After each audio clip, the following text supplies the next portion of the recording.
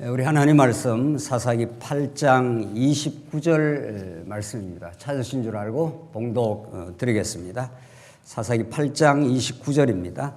요아스의 아들 여룹바알이 돌아가서 자기 집에 거주하였는데 기드온이 아내가 많으므로 그의 몸에서 낳은 이들이 70명이었고 세겜에 있는 그의 첩도 아들을 낳았으므로 그 이름을 아비멜렉이라 하였더라.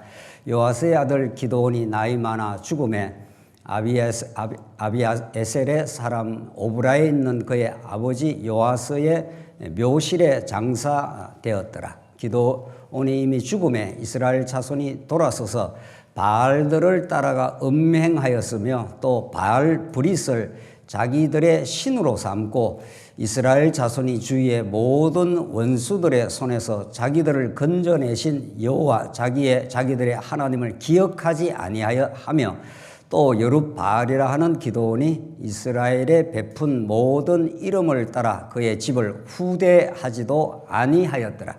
35절까지 봉독 드렸습니다. 우리는 지금 사사기에 개진되는 하나님께서 아브라함에게 언약하신 대로 그 땅을 하나님께서 정복하게 하셨습니다. 이미 그 전에 자손들을 번창케도 하셨고요.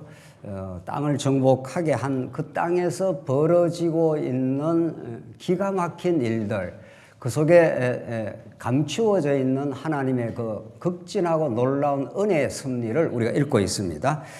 사사기 전편에 흐르는 주된 주제가 언약 자손들을 시험하시는 여호와 하나님의 섭리입니다. 사사기 전체의 주제인데 하나님께서 그 땅을 은혜로 언약에 근거해 하나님의 전쟁을 여호와의 전쟁을 통해서 하나님이 그 땅을 정복하게 했습니다. 그렇다면 그 땅에서 얼마든지 하나님의 은혜를 누리며 살 수 있어야 할 터인데 이제 마침내 은혜를 누리게 살게 되는데 그 과정은 이루 말할 수 없는 곡절을 거치게 됩니다. 이것이 350여 년을 거친 길고 긴 하나님의 시험입니다. 우리가 이미 시험에 대해서 여러 차례 확인했는데 이 하나님의 시험은 궁극적으로 하나님 은혜를 알게 하여 하나님을 찬송케 하는 것인데 과정에서는 그 시험에서 이스라엘 백성들이 실패하게 됩니다. 이 사사기의 시험을 우리가 보면서 우리 성경 전체를 아우르는 성경 신학적인 전체적 조망을 가지고 있는 사람이라면은 이미 창세기 1장에서 3장을 바로 기억해 낼 수 있습니다. 하나님께서 에덴 동산에 아담과 하와를 지어놓고 그 복되고 복된 에덴 동산을 그 땅을 다 주셨습니다. 그런데 하나님께서 시험하십니다. 무엇을 가지고 시험하십니까? 선악과를 따먹지 말라. 따먹으면 정령 죽으리라. 이렇게 하나님께서 시험하시게 되면 인간은 그 시험에서 성공할 수 없습니다. 하나님이 하시는 시험에서 반드시 실패하게 되어 있습니다. 그래서 에덴 동산에 쫓겨나서 긴 인류의 이 고통의 여정을 하나님께서 섭리하시지만 그 고통 그 속에서 하나님께서 죄 많은 곳에서 은혜가 넘치는 하나님의 기묘한 하나님의 섭리가 있는 것과 똑같은 원리입니다. 하나님께서 약속의 땅 가나안 땅을 주셨는데 350년간에 걸친 이 훈련, 이 이스라엘 백성들의 낮아짐, 그들의 죄악의 노출 사건 이런 것들이 사사기에 나타나는데 오늘 본문은 기드온 사사의 말년의 모습과 이제 기드온의 아들 첩으로부터 난 아비멜렉의 왕됨 추구라는 주제가 나타납니다. 그 왕됨, 인간이 하나님 여호와만이 왕이신데 인간 스스로가 왕됨을 추구했을 때 어떤 비극적 역사가 일어나는가? 그 비극 속에 담겨있는 하나님의 기묘한 은혜는 무엇인가? 이것이 여러분과 제가 오늘 8장 마지막과 9장에서 확인해야 될 복음의 메시지입니다. 성경은 어디라도 복음으로 점철되어 있고 하나님이 어떠하신 분인가라는 계시의 말씀이기 때문에 이런 말씀을 잘못 읽어가지고 나는 이렇게 살면 안 되지 이런 도덕적 교훈을 주려고 주신 것이 아닙니다. 그 복음 자체를 여러분과 제가 확인하고 하나님이 어떠신 분인가 예수님이 어떻게 등장하실 것인가 거기에 집중하시고 그 복음의 메시지를 듣게 될 때 우리는 변화하게 될 것입니다.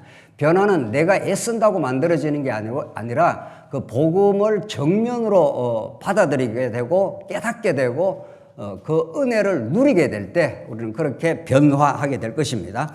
오늘 기도원이 이제 자기 집으로 돌아가서 자기 집에 거주하였는데 아내가 얼마나 많은가 하면은 그의 아내가 많았다 했지 않습니까? 30절 아내가 많음으로 그의 몸에 낳은 아들이 70명이었고 그러니까 아내가 뭐 몇 명이라고 밝히진 않았지만 자녀가 70명이 나왔다 하는 것을 아내가 뭐 적어도 뭐 10명이 될지 많이 생겼습니다. 이건 이미 우리 신명기 우리 지난 시간 확인한 대로 이스라엘의 왕은 은금을 챙기지 말라, 병마들을 많이 애굽에 가서 가져오지 말라, 아내를 많이 두지 말라. 아내를 많이 두게 되면 그 땅의 아내들이 이제 이방신을 가지고 오기 때문에 아내를 많이 두지 말라. 하나님이 선택한 자가 왕이 된다. 너희들이 왕을 옹립하려고 하지 말라. 이런 것들이 이미 신명기에 앞으로 세워질 다윗 왕국, 하나님 나라는 하나님이 세우신다 하는 것을 율법으로 정해놨는데 기도원이 그걸 다 어기는 겁니다. 아내가 많음으로 그의 몸에 낳은 아들이 70명이었고 그 아들 이름이 아비멜렉이라고 되어 있습니다. 아비멜렉이라는 뜻이 아비멜렉이라는 것이 히브리어로 왕 이런 뜻입니다. 아비라는 것은 나의 아버지 이런 뜻이니까 나의 아버지는 왕이로소이다 뭐 이런 겁니다. 그러니까 아들 이름을 아버지가 짓지 않겠어요? 우리가 다 부모인데 부모가 아들 이름을 지을 때 아들 이름에다가 부모의 희망사항, 소망을 담아서 뭐 짓지 않습니까? 혹은 뭐 아버지의 어떤 정체성을 담아서 아들 이름을 짓듯이 기도원이 그 아들 이름을 아비멜렉이라고 지은 것 자체가 이미 타락의 실상을 보여주는 거죠. 기도원이 앞에서 이스라엘 백성들이 당신은 우리의 왕이 되어 주시옵소서 할 때 그때는 좀 바른 정신이 들어 있었을 때입니다. 나와 내 아들이 너희들을 다스리지 않고 여호와 하나님께서 너희를 다스리리라. 얼마나 똑부러지는 그 고백을 잘했습니까? 내가 전쟁을 치렀지만 나는 원래 겁쟁이였고 하나님께서 나와 함께 하셔서 이 대승리를 구하였지 않았냐. 여호와 하나님이 이 승리를 주셨기 때문에 여호와 하나님 너희를 다스리실 것이다. 이렇게 잘 고백을 한 겁니다. 인간이 여러분과 제가 예수를 믿고 이렇게 정말 올바른 고백을 할 때도 있지만 우리에게는 예수님 다시 오셔서 새하늘과 새 땅을 이루시고 영원한 천국을 이루기까지는 언제나 두 마음이 있습니다. 이 자신의 실체를 정확하게 말씀에 비추어서 아는 것이 참 중요합니다. 내가 예수를 믿었으니까 알미니안 신학자들은 뭐 예수 열심히 믿으면 내가 죄도 짓지 않는다 그러는데 정말 그런지 말이죠. 또 우리가 죄만 짓고 살지도 않습니다. 성령의 감동과 은혜 속에 있는 사람은 내 마음의 법이 하나님을 섬기고자 하는 하나님을 범사에 인정하는 마음도 한편으로 있는 겁니다. 그 두 마음이 싸운다고 그러지 않습니까? 이스마엘과 이삭이 이제 싸우듯이 말이죠. 그리고 이스마엘이 먼저 낳기 때문에 이스마엘이 이제 이삭을 자꾸 군박을 하고 핍박을 한 건 사실이죠. 약하다 이런 뜻입니다. 이삭이 많이 자라기까지 부모가 그걸 많이 키울 때까지는 이제 고통을 받는 거죠. 그래서 이 기도원이 여호와 하나님이 다스릴 것입니다. 이렇게 똑부러지는 고백을 했음에도 불구하고 우리 지난 시간 확인한 대로 거골이 가져와 에봇을 만들어 이렇게 해서 에봇을 만들어 갖고 자기가 이제 제사장 혹은 왕이라는 것을 이제 은근슬쩍 드러내는 거죠. 그래서 그 집에서 그것이 올무가 되었더라. 이게 우리 지난 시간에 확인한 내용이죠. 그렇게 해서 이제 아들 이름도 아비멜렉이라고 지었다. 이런 뜻입니다. 아들 이름이 나의 아버지는 왕이로소이다 하는 게 아비멜렉이 오늘 이 9장 내용이 이제 사사기 9장 내용이 사사기 전체의 그 중반부를 차지하는데 사사기의 그 이스라엘 백성들의 어리석음과 죄악의 실상을 가장 잘 드러내는 본문이 9장 내용입니다. 하나님의 은혜의 손길을 딱 떠나게 되면, 은혜의 손길을 하나님께서 풀어버리면은 인간이 어떤 존재가 되고 그것이 어떤 비극을 낳게 되는가를 가장 잘 보여줍니다. 9장 내용이. 그리고 다시 이 후반기 이제 사사시대가 또 이어지면서 점점 역사는 진행이 됩니다. 33절, 기드온이 이미 죽음에 이스라엘 자손이 돌아서서, 이게 이제 참 중요합니다. 돌아서서 바른 길로 가다가 확 돌아섰습니다. 바알들을 따라가 음행하였으며, 바알을 숨기게 되는 거죠. 구약에서 음행이라는 것은 이방신을 숨긴다. 여호와 하나님이 영원한 남편이신데 여호와 하나님 딱 저버려버리고 바알 신을 숨기고, 또 바알 브릿을 자기들의 신으로 삼고, 바알 브릿, 바알이라는 게 브릿 하는 게, 브릿이라는 말이 히브리어로 언약입니다. 이게 브릿 하는 게, 우리가 성경에서 하나님이 우리 이스라엘 백성에게 언약을 맺었다는 게 브리트니까, 그러니까 이 바알 브릿이라는 건 바알과 언약을 맺는다 이런 뜻입니다.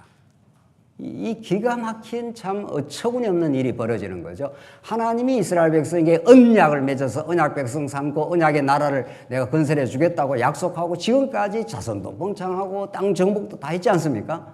그런데 하나님께서 이 왕을 보내주기 전까지 너희들이 어떤 존재고 내가 왕을 보내주지 않으면 이 나라가 어떻게 된다는 걸 보여주는, 경험시키는 겁니다. 그래서 바알 브릿을 자기들의 신으로 삼고, 그러니까 바알과 맺은 언약, 그걸 신으로 삼는다. 여호와 하나님과 언약을 맺은 백성인데 엉터리같이 바알과 이제 맺었다. 이런 바알과 맺은 그 언약의 신을 삼습니다. 34절, 이스라엘 자손이 주위의 모든 원수들 손에서 자기를 건져내신 여호와 자기들의 하나님을 뭐라고 했습니까? 기억하지 아니하며. 제가 여러 차례 강조를 했는데 성경에서, 구약 성경에서 언약이라는 단어 다음으로 중요한 단어쯤 되는 게 이 기억입니다. 짝카를 하는 게 하나님 율법 전체를 준 것도 율법을 통해서 기억하게 하는 거란 말이죠. 예수님 십자가 사원도 여러분과 저에게 하나님의 은혜를 기억하는 겁니다. 모든 인생 만사 전부가 여호와 하나님을 기억하게 하는 계시 장치들입니다. 우리가 가족도 뭐 교회도 모든 게 여호와 하나님을 기억하라, 이게 달린 거죠. 여호와 하나님을 기억하는 사람은 반드시 하나님의 은혜에 감사하게 되고 마음의 평강을 누리게 되고, 어떤 시련과 고난이 있어도 하나님께서 합력해서 선을 이루시는 여호와 하나님을 기억하면 소망을 놓지 않는 거죠. 기억하지 않았습니다. 물론 하나님이 손을 놨다 이런 뜻입니다. 하나님께서 이스라엘 백성들, 너들이 기드온이 왕을 추구하는 삶이 어떤 귀결에 이르는가 한번 경험해봐, 이런 거죠. 이것은 굉장한 교훈입니다. 계시적 교훈입니다. 이건 오고 오는 모든 언약 백성들에게 주시는, 여러분과 저에게 주시는 엄청난 뜻이 있는 거죠. 35절, 또 여룻바알이라는 기드온이 이스라엘에게 베푼 모든 은혜를 따라 그의 집을 후대하지도 아니하더라. 딱 잊어버립니다. 기드온도 싹 잊어버리고 완전히 이제 타락한 정상이 나타나는 거죠. 9절을 보십시다. 여룻바알의 아들 아비멜렉이 드디어 이제 왕 되고자 합니다. 왕 되고자 할 때 어떤 처참한 일이 일어나는가 한번 보십시다. 아비멜렉이 세겜에 가서 그의 어머니의 형제에게 이르러 그들과 그의 외조부의 집에 온 가족에게 말하여 이르되, 자 이제 그 자기 외척에 갔습니다. 자기 어머니 집에 이제 찾아가서 2절, 청하노니 너희는 세겜의 모든 사람들의 귀에 말하라. 여룻바알의 아들 70명이, 여룻바알이 이제 기드온이 아닙니까? 바알의 아들 70명이 다 너희를 다스림과 한 사람이 너희를 다스림 어느 것이 너희에게 나으냐? 또 나는 너희와 골육임을 기억하라. 그러니까 뭐라고 속삭대는가 하면은 자기 외갓집에 가가지고 여룻바알의 아들 70명이, 아들이 70명이 있었다 그랬지 않습니까? 70명이 너희를 다스리는 게 좋겠느냐? 한 사람이 다스리는 게 좋겠느냐? 이렇게 세겜 사람을 이제 꼬드기는 겁니다. 그러니까 진리의 강건한 기준에 서 있지 않으면 언제나 우리는 세속주의가 우리를 꼬드깁니다. 이렇게 하면 너 인생이 행복해져. 이렇게 하면 안 돼. 이런 식의 끊임없는 우리는 세상의 소음죽에 살고 있습니다. 수많은 세상의 소음죽에서 진리의 음성을 분별해내는 것, 그건 우리가 하는 일이 아닙니다. 그 성령이 찾아와서 진리의 뜻을 분별하게 하는 거예요. 수많은 소음들이 우리 주변에 있지 않습니까? 이래야 된다, 저래야 된다, 이러면 너희들 망한다, 이래야 행복해져. 수많은 유혹의 소음들 우리 주변에 끊임없이 우리 주변에 돌아다닙니다. 그 중에서 이것이 진리라라고 이렇게 분별하게 되는 건 성령이 오셔서 그 수많은 음성 중에서 딱 진리의 음성을 집중하게 되고 진리의 말씀이 딱 들릴 때 그걸 안식이라고 합니다. 그러니까 세상의 소음을 들으면 언제든지 유혹을 받거나 위협을 느낍니다. 그렇죠? 그러나 이 세상 한복판 속에 던져놓고 수많은 사람들이 우리 주변에 속삭이 되지 않습니까? 그걸 분별해내는 그 힘이 있는데 지금 아비멜렉은 세겜 사람들을 이제 속삭이는 거죠. 2절 마지막에 또 나는 너희와 골육임을 기억하라. 우리가 남이냐 뭐 이런 식이에요. 이래가지고 세겜 사람들을 이제 꼬드겨 가지고 자기 편을 만드는 겁니다. 3절 그의 어머니의 형제들이 그를 위하여 이 모든 말을 세겜의 모든 사람들의 귀에 말하며 그들의 마음이 아비멜렉에게로 어떻게 해요? 기울어서 하나님께서 그냥 어둠 가운데 둬버리면은 아비멜렉이 세겜 사람들한테 야, 70명이 너희를 다스리는 게 좋아. 한 사람이 너희를 다스리는 게 좋아. 하니까, 그렇지. 70명이 다스리면 복잡하겠는데? 이런 거죠. 한 사람이 다스리면 좋겠지 하면서 그들의 마음이 어디로 기운다고요? 아비멜렉에게로. 그렇죠? 하나님의 백성의 마음은 하나님께로만 기울어져 있고, 하나님의 뜻이면 이 일을 도 하고 저 일도 하겠습니다. 이게 이제 야고보서가 말하는 말씀 아닙니까? 주의 뜻이면 이것도 하고 저것도 하리라. 그러니까 우리의 마음이 언제나 마음의 안테나가 하나님과 이렇게 다 있고 하나님의 음성을 늘 듣기로 마음이 준비가 되어 있는 사람은 세상의 소음들에 그렇게 좌지우지 안 되겠죠. 그러나 세겜 사람들은 아비멜렉이 꼬드기니까 세겜 사람들의 마음이 아비멜렉에게로 기울어졌다. 이렇게. 이게 이제 망종인 거죠. 이게. 여러분과 제가 오늘도 늘 하나님의 거룩한 계시의 말씀을 듣는 이유가 뭡니까? 오늘도 이 지금 진리의 말씀을 듣는 것은 위로부터 내려오는 이 진리의 말씀, 절대적인 기준인 말씀, 이걸 들어야 우리의 마음이 견고해집니다. 하나님, 이래 되든 저래 되든 하나님 배우겠습니다. 이렇게 마음에 아주 견고한 마음이 생기면서 하나님 중심적으로 딱 잡히면은 세상에 이런저런 소식들에 의해서 크게 흔들리지 않습니다. 그렇죠? 자, 오늘 본문의 말씀에 따르면 세겜의 모든 사람들한테 귀 속에다가 넣어주는 거죠. 속삭 하는 거죠. 마음이 확 이제 기울어졌습니다. 4절 바알 브릿 신전에서 은 70개를 내어 그에게 주매 아비멜렉이 그것으로 방탕하고 경박한 사람들을 사서 이게 깡패를 사는 겁니다. 사서 자기들을 따르게 하고 참 정말 재미나네요. 재미나다 해야 될지 비극적이라 해야 될지 말이죠. 바알 브릿 신전에서 은 70개는 엄청난 이제 돈입니다. 소위 말해서 정치 자금을 확 끌어모아 가지고 그 사람에게 주고 아비멜렉으로 하여금 그 정치 자금을 동원해 가지고 방탕하고 경박한 이 당대 길거리 깡패 같은 이 포악한 깡패들을 샀다고 했습니다. 돈을 주고 그 깡패를 사서 그걸로 이제 작전을 벌이는 거죠. 작전을 벌이는 어떤 작전이 나면 5절 오브라에 있는 그의 아버지의 집으로 가서 여룹바알의 아들 곧 자기 형제 70명을 한 바위 위에서 어떻게 합니까? 죽였으며 예, 자기 형제입니다. 물론 이복 형제이긴 하지만 첩에서 난 거니까 아비멜렉이 아버지가 똑같은 아버지라고요. 그러니까 이미 기드온이 왕이 되고자 하는 어리석음을 이미 범해버렸고 아들 이름을 아비멜렉이라 나의 아버지는 왕이로소이다 이렇게 했으니까 그만큼 기드온이 왕됨을 숨기지 않았죠.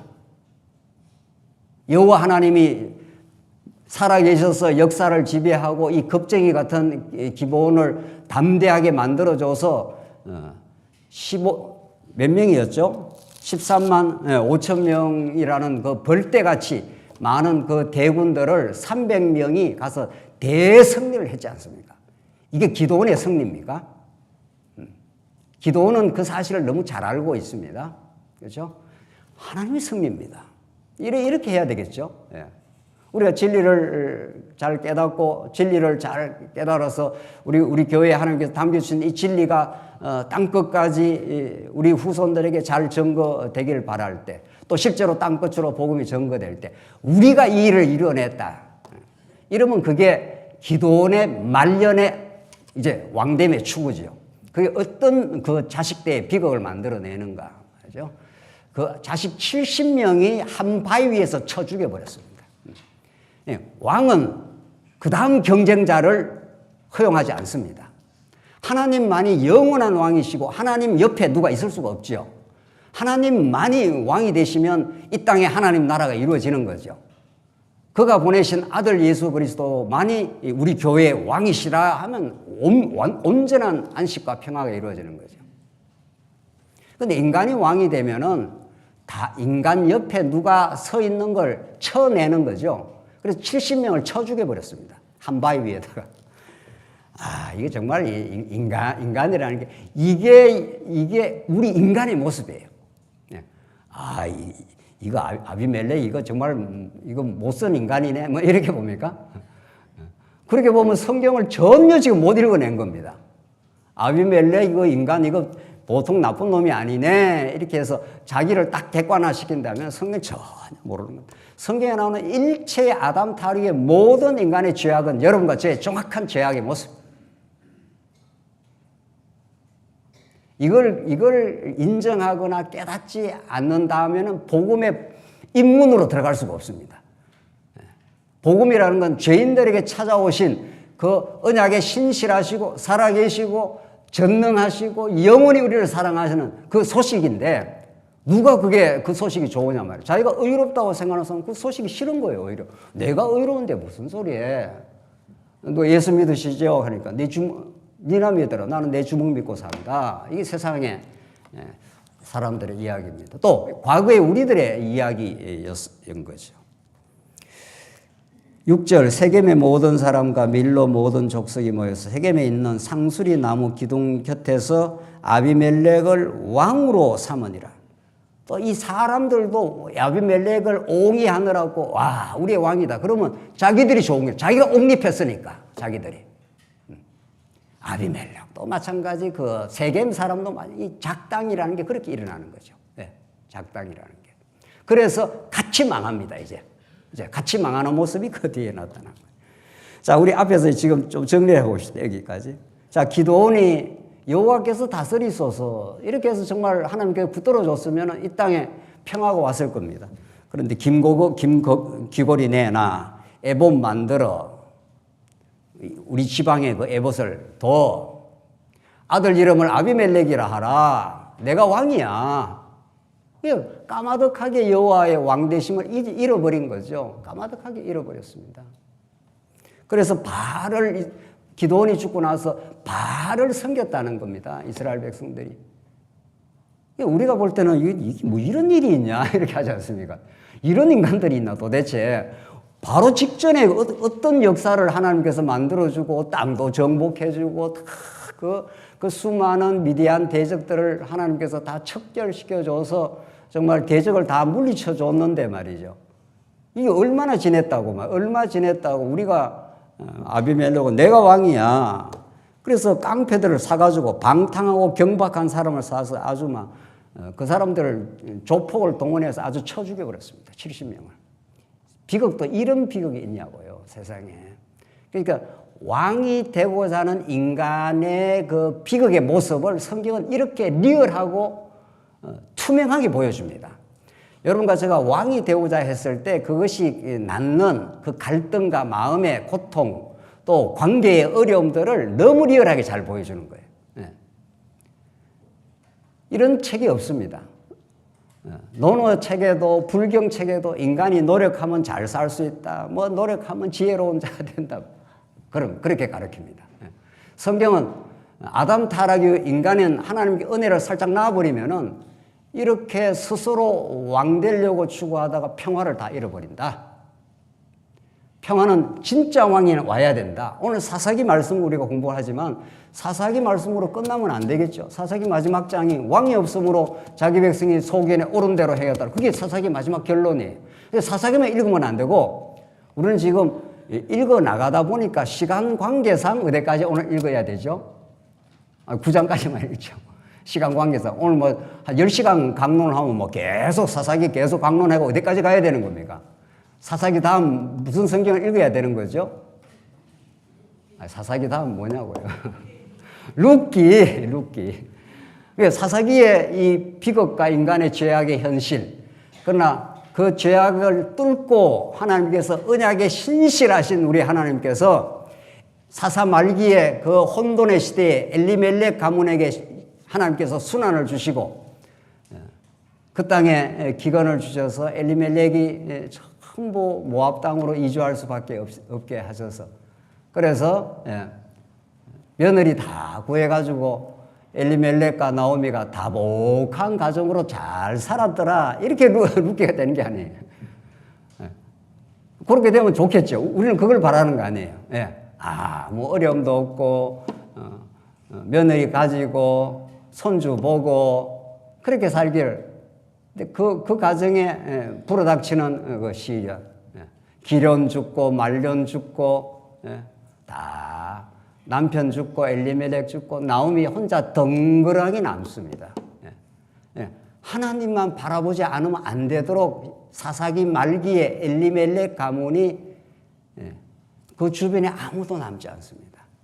아무도 의지할 수 없도록 만들어버리고 그래서 다시 이 땅에 양식을 줬다 해서 모압 땅에서 다시 돌아오는 장면 아니에요. 우리 룻기 잘 아시죠? 너무 잘 알죠? 돌아오는데 누가 따라오려고 하죠? 룻이 따라오려고 하죠. 나오미. 그러니까 나오미가 따라오라 합니까? 따라오지 말라 합니까? 따라오지 마. 나는 아무것도 없어. 돌아가서 집도 절도 없는 사람이야. 룻이 기어이 따라오겠다는 거예요. 당신의 집이 내 집이 될 것이고 내가 기어이 따라오겠다. 그렇게 여차여차 따라와서 이삭 쪽으로 갔다가 누구 만나고요? 보아스 만나고 보아스가 등등등등등등 해서 다윗 왕을 어떻게 해요? 낳으니라. 룻기가 그리 끝나요. 그러니까 사사 말기에 왕을 추구한 인간들의 비극과 그 고통의 역사를 잘 보여주신 하나님은 이제 사사기가 끝나고 룻기서에서 하나님께서 다 망해버린 엘리멜렉 가문에 룻이라고 하는 이 기가 막힌 축복의 끈앞을 붙여가지고 돌아와서 보아스를 만나서 이 끊어진 가문에다가 붙여가지고 하나님께서 다윗 왕을 낳으니라 이렇게 룻기가 끝나지 않습니까? 사무엘 상하로 가면서 이제 다윗 왕이 왕이 되어서 이 평강의 나라 다윗 솔로몬을 이어지는 그 평강의 나라 하나님의 약속의 나라 장차 다윗 솔로몬보다 더 우월하신 예수 그리스도의 나라가 이 땅에 찾아온 거죠. 여러분과 저의 이 왕됨 추구 끊임없이 다른 사람 지배하고 싶고 내 뜻대로 하고 싶어하는 이 왕됨 추구의 허탄한 시도가 어떤 비극과 어떤 고통을 낳는가 하는 걸 보여주시고 이런 말이죠. 그래서 불교는 이 세상이 고해의 바다라 고통이라 불교는 이 현실을 너무 잘 봤습니다. 인간의 욕망 때문에 이 세상이 어디를 가도 고통이라는 거예요. 성경은 그 불교가 말하는 고통의 그 뿌리를 건드리고 그 고통을 극복하는 예수 그리스도 사건을 통해서 하나님이 어떠신 분가를 가르치는 계시의 말씀인 거죠. 다르죠. 그러니까 전혀. 현실을 분석하는 거는 뭐 비슷하게 뭐 삶이 고통이다. 왜 고통입니까? 여러분과 제가? 돈이 없어 고통이에요? 아니에요. 절대로 아니에요. 돈이 없는 거는 일시적 고통일 수 있어요. 관계 고통이에요. 뭐 고통이에요. 여러 가지 고통. 그 고통의 뿌리로 들어가면은 죄라는 게 딱 꽈리를 털고 있고 죄의 실체가 하나님과 같이 됨이에요. 왕이 되고자 함이에요. 내 뜻대로 하고 싶으니까 내 뜻대로 안 된다고 고통을 받는 거죠. 내가 왕이 아닙니다. 여호와 하나님만이 왕이십니다. 라고 하나님을 바르게 알고 바르게 깨닫고 그분 앞에 인정하면 내가 왕되고자 하는 모든 시조를 산산조각 하나님께서 붕괴시키고 주님 앞에 온전히 맡기게 될 때 평화라는 게 찾아오는 거죠. 오늘 이 사사기의 이 타락의 정상, 아담 타락 이후 선악과로 유혹할 때 너 저거 따먹으면은 뭐처럼 된다고요? 마귀가 사단이 들어와서 선악과 따먹으면은 너가 뭐처럼 된다? 하나님처럼 된다. 하나님과 같이 된다.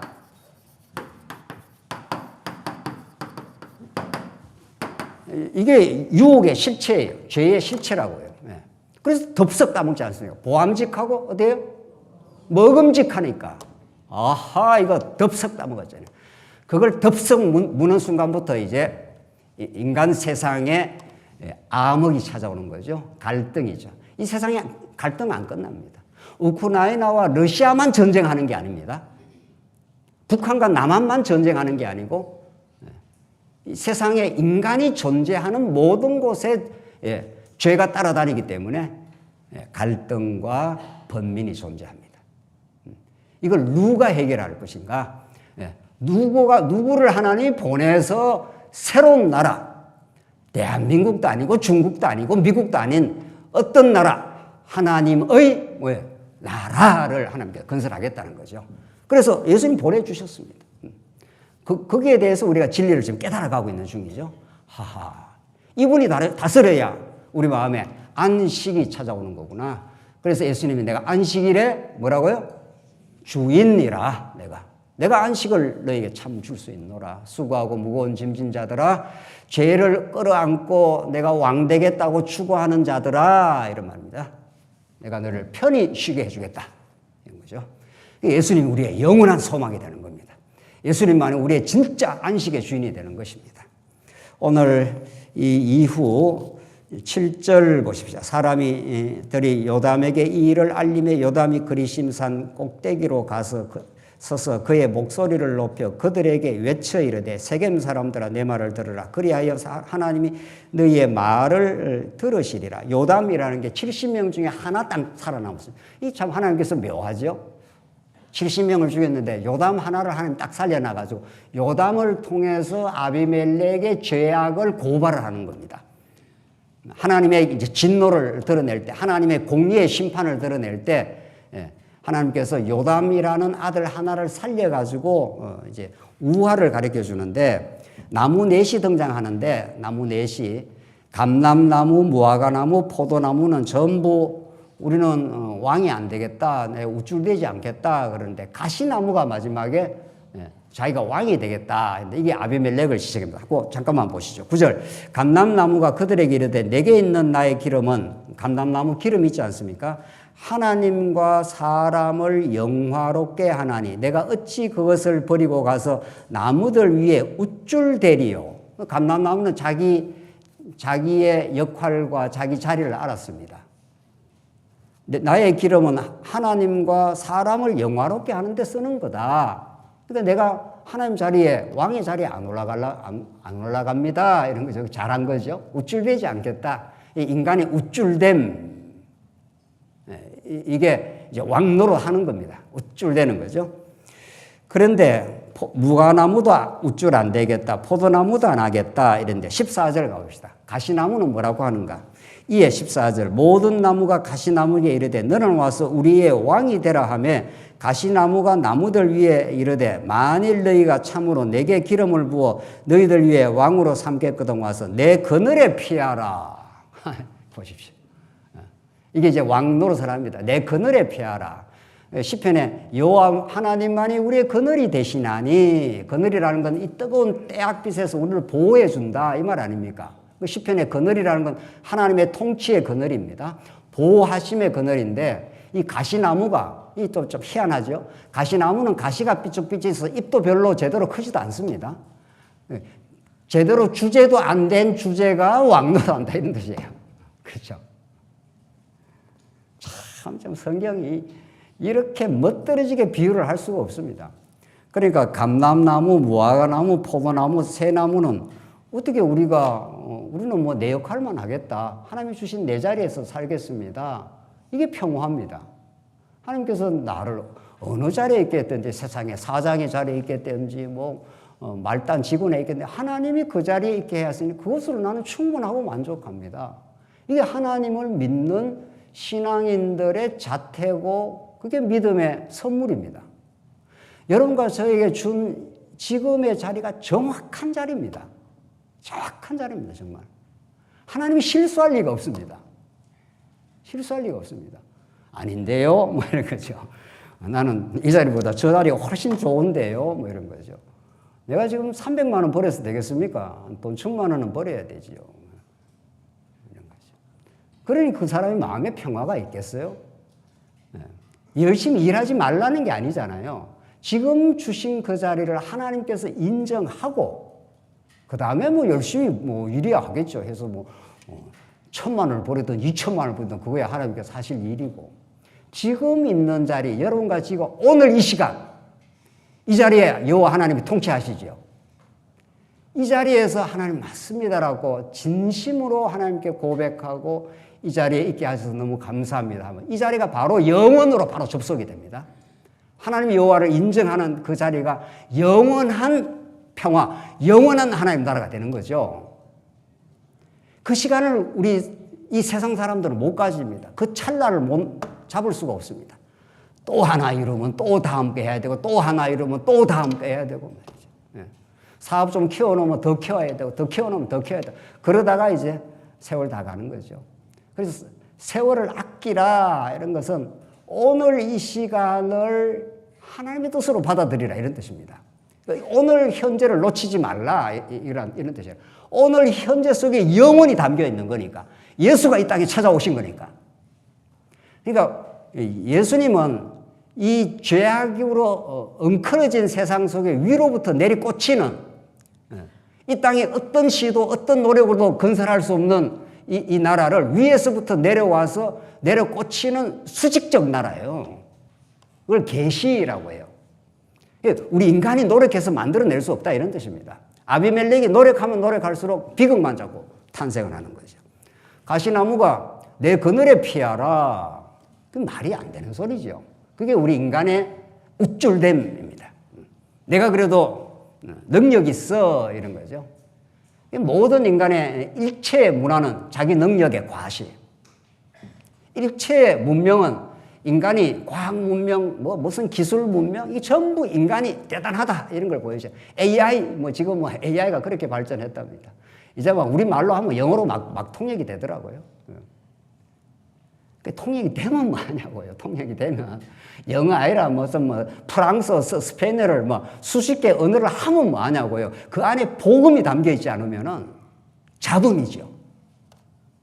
복음이 담겨 있어야 우리 말만 그냥 해도 하나님이 다 알아서 복음이 전파되려면 AI도 사용하실 것이고 여러분과 제가 복음이 사로잡혀 있느냐가 중요한 거지 하나님과 동행하느냐가 중요한 거지 우리 안에 너절한 뭐 주변에 있는 것들이 많으면 많을수록 인생이 복잡할 뿐입니다. 제가 연구소에 연구실에 들어가요. 하도 책이 많으니까 책을 제가 좀 정리를 하긴 해야 돼요. 정리를. 책에 치일 정도로 많으니까. 근데 이것저것 연구하느라고 할 수 없이 뭐 책들이 많은데 우리 아내가 저 책을 언제 다 한번 정리를 할꼬 이게 늘 탄식이에요. 그 수많은 책을 제가 좀 살펴보긴 합니다만은 그 중에 성경 하나에 비할 책은 없다 이거죠. 정말 여러분과 제가 오늘 이 뭐 사사히 이런 내용 저런 내용을 듣는 게 중요한 게 아니라 진짜 하나님 여호와의 왕 되심 그가 보내신 예수 그리스도의 머리 되심 교회에 그거 하나를 정통으로 깨닫고 말이죠. 내 삶을 하나하나 정리를 해가고 마음의 평안을 얻어가고 정말 그리스도가 우리의 왕이십니다. 우리 교회의 왕이십니다. 이렇게 깨닫고 찾아갈 때 우리의 허탄한 시도와 어리석은 생각들을 잠재울 수가 있겠죠. 우리 가정의 왕이십니다. 오늘 가시나무는 내 그늘에 피하라. 그러면서 뭐라고 하는가 하면 그리하지 아니하면 불이 가시나무에서 나와서 레바논의 백향목을 사를 것이나. 협박까지 하네요, 이제. 예. 내가 왕이야. 내 말 안 들으면 너 죽어. 뭐 이런 거죠. 세상 왕들의 모습, 그 세상 왕들을 담고자 하는 우리 인생의 모습, 이런 거죠. 그래서 요담이 마지막 저주를 하는데 20절로 가보겠습니다. 그렇지 아니하면 아비멜렉에게서 불이 나와서 세겜 사람들과 밀로 집을 살을 것이요 세겜 사람들과 밀로의 집에서도 불이 나와 아비멜렉을 살을 것이니라 하고 요담이 그의 형제 아비멜렉 앞에서 도망하여 피해서 부엘로 가서 거기에 거주하니라. 그래서 요담이 이 아비멜렉의 허탄한 시도 거기에 작당을 한 세겜 사람들 서로 싸우다 망한다 이렇게 말합니다. 이게 하나님의 전략이에요. 하나님의 왕되심을 인정하지 않는 어떤 작당도 자기들끼리 갈등하고 끝납니다. 언제나. 하나님이 그렇게 하시는 그 방법이 22절에 나옵니다. 아비멜렉이 이스라엘을 다스린 지 3년에 3년 동안 아비멜렉이 왕이 되어서 얼마나 고통을 주며 다스렸는데 23절 하나님이 아비멜렉과 세겜 사람들 사이에 악한 영을 보내시며 자 악한 영을 누가 보내신다고요? 하나님 보내서 악한 영을 보내면 어떤 일이 일어나는가 보십시오. 세겜 사람들이 아비멜렉을 어떻게 했다고요? 배반하였으니. 그러니까 아무리 인간적으로 작당이 돼가고 똔똔을 해도 하나님이 그 모든 인간적 계략과 곤모술수를 일거에 제로로 만들어버립니다. 이게 하나님이 때가 되면 하시는 일이에요. 예수님 십자가에 매달려고 헤롯 땅들이 작당했죠. 제사장들, 서기관들, 바리새인들이 예수님을 계속 율법적으로 고소를 하면서 몰아갔습니다. 그때 정치적 실권은 또 누가 가지고 있었습니까? 로마 총독 누구죠? 빌라도는 예수님이 죄가 없다는 걸 알아요. 아는데 그냥 방면을 해주면은 유다 백성들이 들고 일어날까, 밀란이 일어날까 해서 나는 모르겠다 하고 손 씻은 사람이에요. 너희들이 알아서 해라. 이렇게. 또 민중들은 거기에 우글우글 모여있는 민중들은 바라바를 내놓고 누구를 죽여라. 예수를 죽여라. 하는 거죠. 그러니까 예수님 한 사람을 십자가에 진짜 예수님이야말로 팻말에 쓴 대로 유대인의 왕입니다. 예수님 진짜 유대인의 왕이에요. 그 유대인의 왕이 십자가로 이렇게 끌려갈 때 모든 사람들이 다 작당을 하기 시작합니다. 그래서 예수님을 십자가 못 박으면 사단이 이 세상의 통치자가 될 걸로 알고 뒤에서 사단이 전부 조종을 지금 하고 있는 거죠. 그래서 예수님 십자가 못 박았습니다. 3일 만에 어떻게 해요? 부활을 하심으로 모든 사단의 괴계를 일거에 다 청소를 해버리고 예수가 왕으로서 부활하신 거죠.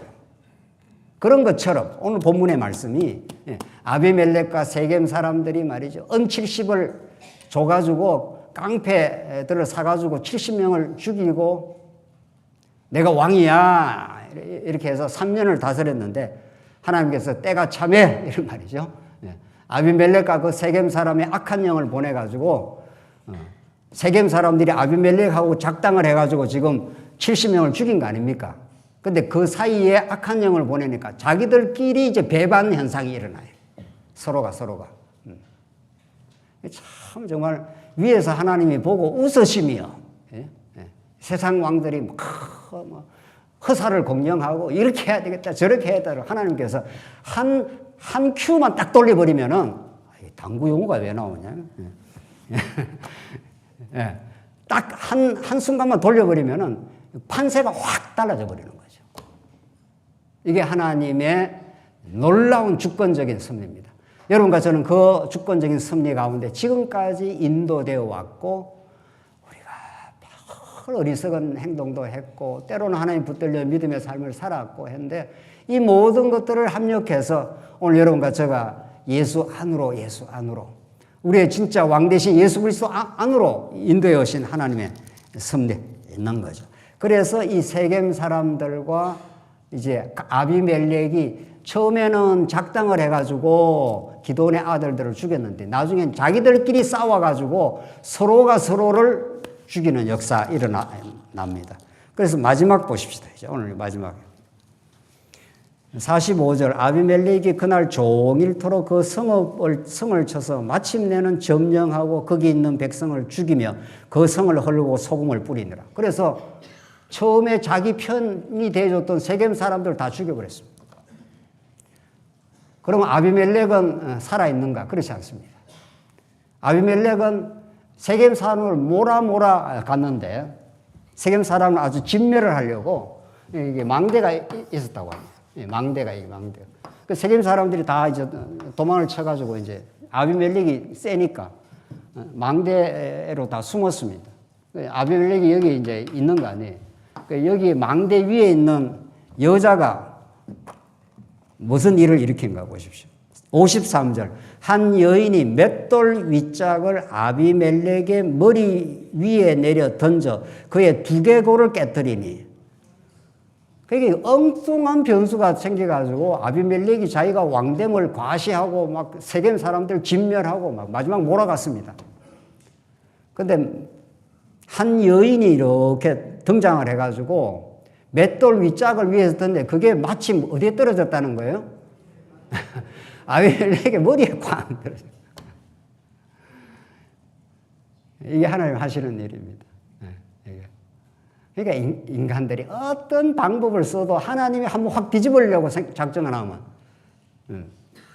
그래서 그것도 반응도 참 기이합니다. 반응도. 54절 아비멜렉이 자기의 무기를 든 청년을 급히 불러 그에게 이르되 너는 칼을 빼어 나를 죽이라. 사람들이 나를 가리켜 이르기를 여자가 그를 죽였다 할까. 쪽팔린다 뭐 이런 뜻이에요. 인간이 하나님을 인정하지 않은 인간이 끝까지 자기 자존심 지키느라고 곱게 죽질 않습니다. 이게 인간의 말로예요. 이게 하나님을 모르는 인간의 말로가 이렇습니다. 그 자존심 세우면 뭐 할 겁니까? 지금 죽는 판에. 그렇게 왕되고자 하는 왕은 왕 앞에서 자기 왕됨을 포기 안 한다 이런 뜻입니다. 인간이 변하는 건 불가능하다 이런 뜻입니다. 누가 와야 변화한다는 것입니까? 누가 와야? 이 나라를 새롭게 혁신하는 나라는 누가 와야 되는 거죠? 우선 구약에 룻기서에 누가 와야 돼요? 다윗 왕이 등장을 해야 되는 거죠.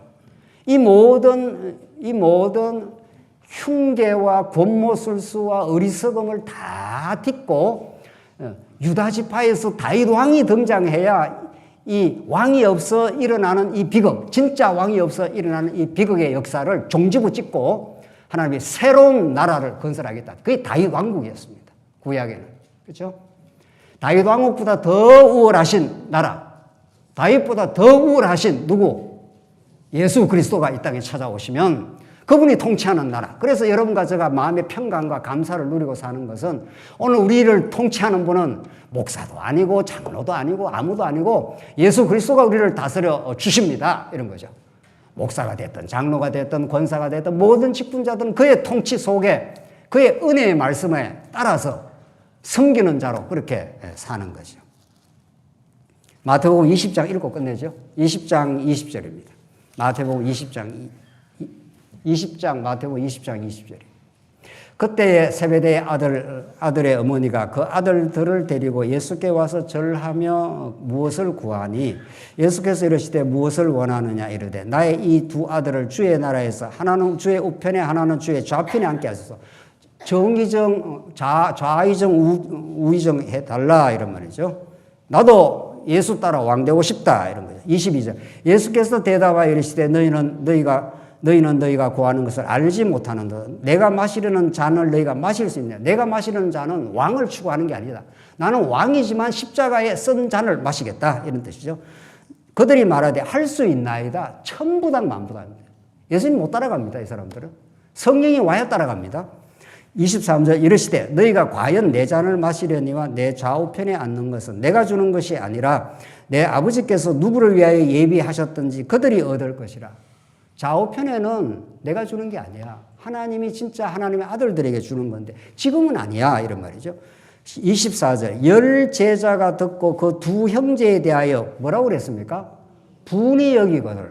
그러니까 두 사람들이 좌의정 우의정 추구하니까 열 사람들은 우리는 핫바지인가? 이런 말이죠.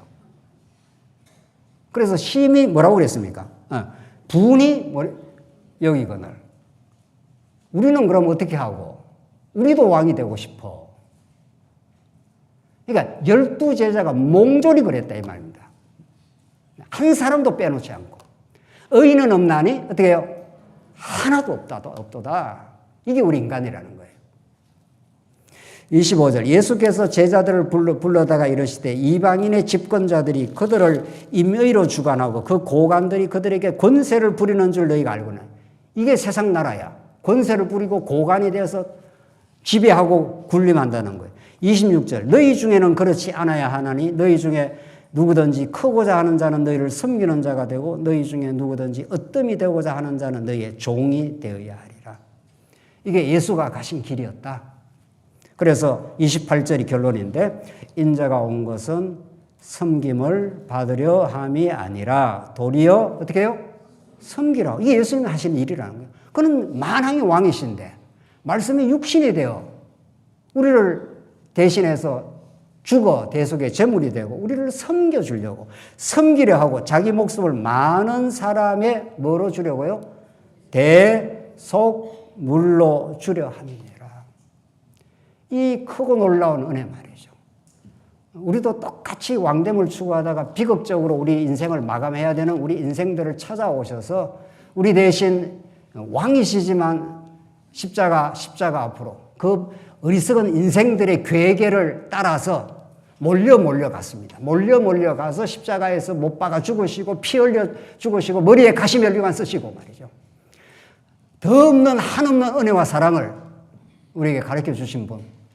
그분만이 여러분과 저의 유일한 왕이 되시고 그분만이 우리의 참 안식이 되어주시고 그분이 우리를 섬겨주셨기 때문에 그 은혜의 감동과 깨달음이 생길 때마다 하나님 우리 남은 삶도 이제 허탄한 왕됨 추구가 얼마나 비극이요 고통임을 우리는 알았습니다. 그래서 우리는 주님을 따라 주의 가신 십자가 그 길을 따라 갈 때마다 하나님의 그 크고 놀라운 은혜가 있는 걸 우리는 믿습니다.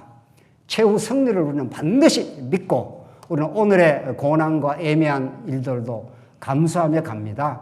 이게 여러분과 저에게 주신 이 믿음의 길입니다. 오늘 이 본문의 말씀, 이 사사기를 넘어 다윗 왕을 준비시키고 다윗 왕을 넘어 예수 그리스도 안에서 하나님 살아계심과 그 위대한 능력과 그 은혜를 계시하신 말씀, 이것이 우리들에게 수직적 계시입니다. 위로부터 내리 꽂히는 말씀이고 어떤 세상의 소음과도 다른 참 진리의 음성입니다. 이 말씀 안에 참된 평강을 누리시길 바랍니다. 기도하십시다. 자비하신 하나님 아버지 은혜를 감사합니다. 우리는 하나님의 은혜를 모르고 탕자처럼 살아왔지만 하나님은 만세전에 계획하시고 예수님을 보내주시고 성령을 보내주셔서 그 안에 살게 하심을 참 감사합니다. 그 은혜의 감동이 우리 삶을 언제나 지배하게 하시옵소서. 예수님 이름으로 기도하옵나이다. 아멘.